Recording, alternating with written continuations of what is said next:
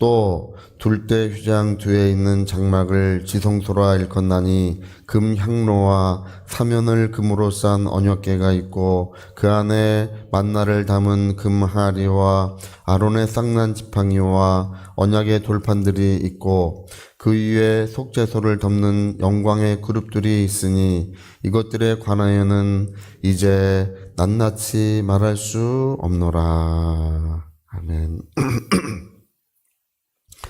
네, 여기 장막이라고 하는 것이 이제 그 성소의 장막이 있는데요. 이 두 칸으로 되어 있습니다. 그래서 첫 번째 아주 두꺼운 천을 들치고 이렇게 들어가면 세 가지가 기구가 놓여 있는데요. 이게 이제 촛대가 놓여 있고, 촛대는 교회를 상징하는 것입니다. 이 어두운 곳을 훤히 밝혀주는 7 촛대가 놓여져 있습니다. 그래서 교회만이 이제 온 세상에 비치고, 온 세상에 하나님의 진리를 증거하는 이 밝은 빛인 줄로 믿습니다. 그리고 또 이 떡상이 있어요. 떡상. 예수님이 생명의 떡이심을 이제 증거하는 떡상이 있고, 그 다음에 원래는 금 향로가 있어요. 금으로 된 향로가 첫 번째 원래 성소에 있는데, 오늘 어쩐 일인지 여기에는 금 향로가 그 다음 커튼을 열고 들어가면 이제 그 안에는 지성소가 있어요. 그 안에는 이제 법궤가 있는 지성소입니다. 그곳은 하나님이 계시는 곳인데, 이제 오늘 여기 보니까, 이 4절에 보니까, 두 번째 커튼을 열고 들어가니까 금향로가 있다고 나와요. 금향로는, 첫 번째 커튼을 열고 들어간 첫 번째 집에 있는 것인데, 어쩐 일인지 여기에는 두 번째 그 커튼을 열고 들어가야 금향로가 있다고 이렇게 위치가 바뀌어서 기록되어 있습니다. 그래서 어떤 분들은 이제 이 히브리서를 쓴 저자가 이런 예법을 잘 모르기 때문에 금향로의 위치를 잘못 기록했다고 그렇게 이야기하는 경우가 있었고요. 그래서 이 히브리서 저자는 사도 바울이 아닐 것이다. 여기 다른 성경들은 바울이 썼다고 아예 그냥 편지 서두에 다 바울이라고 기록되어 있는데, 히브리서는 그 이야기가 없잖아요. 그리고 이렇게 금향로의 위치를 잘못 기록한 거 보니까 사도 바울은 율법과 이스라엘 절기와 제사에 관해서 아주 전통한 분이시기 때문에 이렇게 실수할 리가 없다. 그래서 이것은 아마 그 이스라엘의 어떤 전통에 대해서 잘 모르는 분이 썼나 보다 그렇게 생각하는 경향이 있었어요. 그런 이야기들이 많았었는데 그렇지 않습니다. 예. 이 금향로가 지성소에 있는 이유는요, 1년에 한 번 이 금향로를 지성소 안으로 들여놓는 경우가 있어요. 언제냐면 대속죄일입니다. 대속죄일에 1년에 한 번 대제사장이 지성소 안으로 들어갈 때, 그때는 이 향단을, 금향로를 그 지성소 안으로 들여놔서 그 향단에서 나는 연기가 지성소를 가득 메우도록 그렇게 한 후에 이제 제사장이 그 안으로 들어가는 것입니다. 할렐루야. 그래서 여러분 여기 향로의 위치가 원래 커튼 바깥에 있는 것을 커튼 안으로 이렇게 들여놓은 이유가 무엇입니까? 예수님이 이제 십자가에 죽으실 때 휘장은 위로부터 아래로 찢어졌고 대제사장이신 예수님은 하늘 지성소에 들어가신 줄로 믿습니다. 예수께서 하늘 지성소에 들어가셨기 때문에 우리의 기도는 이제 항상 하나님께 드려지고 있고 우리의 찬송이 항상 하나님께 올려주고 있다는 사실을 여기 기록하고 있는 것입니다. 그래서 여러분 오늘 우리의 찬송을 잘 못 부르신다 할지라도 음치면 어떠고 음정 박자가 안 맞으면 어떻습니까? 돼지 멱다는 소리도 괜찮습니다. 할렐루야. 아무런 상관이 없이 우리 하나님이 기뻐 받아주시고 우리 하나님께서 그 향기로 그것을 기뻐 여겨주신 줄로 믿습니다. 오늘 여러분 우리 기도가 좀 부족하면 어떻습니까? 어떤 분이 그래요. 목사님 기도는 어떻게 하는 것이 제일 좋습니까? 기도를 좀 가르쳐 달라고 이렇게 말씀하는데, 기도는 배울 것이 없어요. 기도는 그냥 뭐라도 하나님께 드려지는 기도는 하나님이 기뻐 여겨주시는 것입니다. 근데 여러분 주의할 것이 있어요. 우리가 이 사실을 굉장히 주의해야 되는데요. 우리 그 레위기에 보면 그 향로에 피우는 이 향에 대해서는 사람들이 만들지 못하게 했어요. 하나님께 드리는 향의 조합으로 만약에 사람들이 자기가 그 향을 맡기 위해서 그 조합으로 향을 만들어서 집에 피워놓은 사람은 반드시 죽여라 이렇게 기록할 만큼 그 향은 하나님께 드리는 그 향의 조합은 오직 성소에만 쓰게 돼 있어요. 그걸 못 만들게 했어요. 사람들이. 제사장만 만들어서 성소에만 피우게 했습니다. 왜 그럴까요? 이유가 있는데 그건 뭐냐면 여러분 우리 기도나 우리의 찬송은 누구에게만 드려져야 됩니까? 하나님께만 드려져야 된다는 것입니다.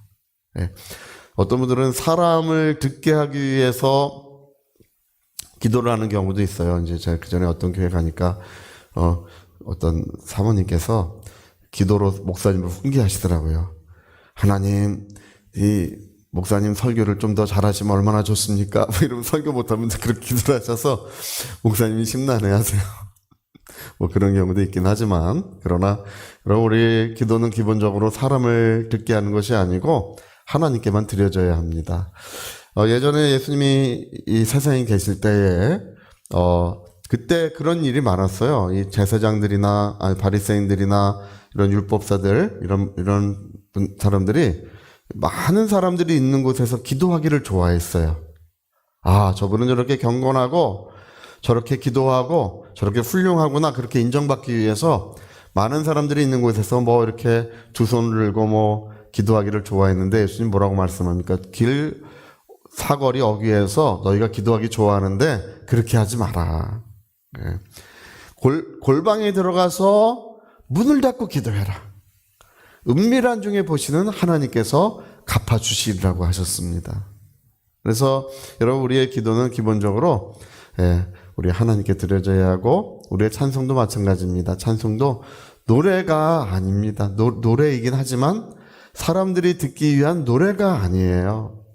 요즘에 이제 굉장히 이제 우려가 많습니다. 여러분 우리의 기독교 신앙은 어떤 찬양을 기반하지 않습니다. 기독교 신앙은 하나님이 이유로 하신 모든 말씀을 기반하고 있습니다. 이 온 세상을 하나님이 말씀으로 창조하셨듯이 또 그 말씀이 오늘 이 모든 만물을 붙들고 있는 것처럼 그 생명의 말씀이 오늘 우리를 살리셨고 우리의 가정과 자손을 훤히 비춰주고 계시는 줄로 믿습니다. 그 진리와 생명의 말씀이 우리를 살리는 것입니다. 그 말씀을 기반으로 해야 하는데 오늘 보면은 막 그 음악으로서 이렇게 막 즐거움을 누리는 이제 그런 일들에 대한 우려가 굉장히 많아요. 그래서 요한 칼빈 목사님도 예전에 그런 것에 대해서 이제 17세기에 그 일을 지적했었습니다. 이게 음악을 가지고 16세기죠. 음악을 가지고 이렇게 즐거움을 누릴 우려가 음악은 음악 자체로 힘이 있다는 거예요. 음악 자체로 사람들이 즐거워한다는 것입니다. 우리나라 사람들 특히 그래요. 그냥 옛날에 고기 잡을 때도 노래를 부르고 모내기 하면서 노래를 부르고 이게 노래를 부르고 춤추기를 참 좋아하는 것이 이제 우리 한국인들이라 그런 우려가 있는 것입니다. 아프리카 사람들은 선교하시는 분들이 그러시더라고요. 아프리카에는 집회를 열면 말씀만 하면 다 같이 이렇게 잔대요. 자다가 음악만 틀면 나오면 다 일어나서 춤을 춘대. 네, 여러분 우리는 정말 극히 유의해야 하는데 음악은 우리 살아계신 하나님, 참되신 하나님과 교제하는 거룩한 일에 우리가 사용해야 될 줄로 믿습니다. 그래서 저는 제가 평생에 노래방 가보긴 가봤지만 어쩔 수 없이 이제 한 번인가 두 번 가보고 도망 나온 기억이 있습니다.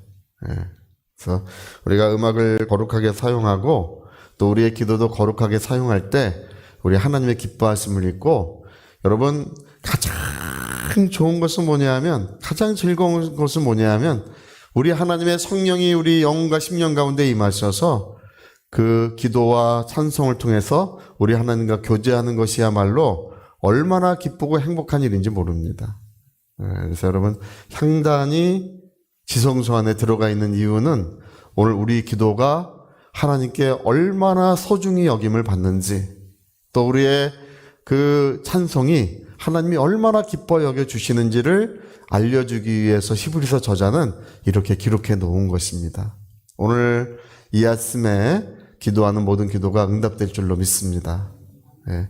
오늘 이 아침에 여러분, 우리가 주는 저 산 밑에 백합 빛나는 새벽별 이 땅 위에 비길 것이 없도다, 이렇게 우리 찬송 불렀는데, 우리 하나님께서 그 찬송을 향기와 같이 받아주시고 또 우리의 심령과 영혼에 거룩한 은혜, 참되신 은혜를 베풀어 주신 줄로 믿습니다.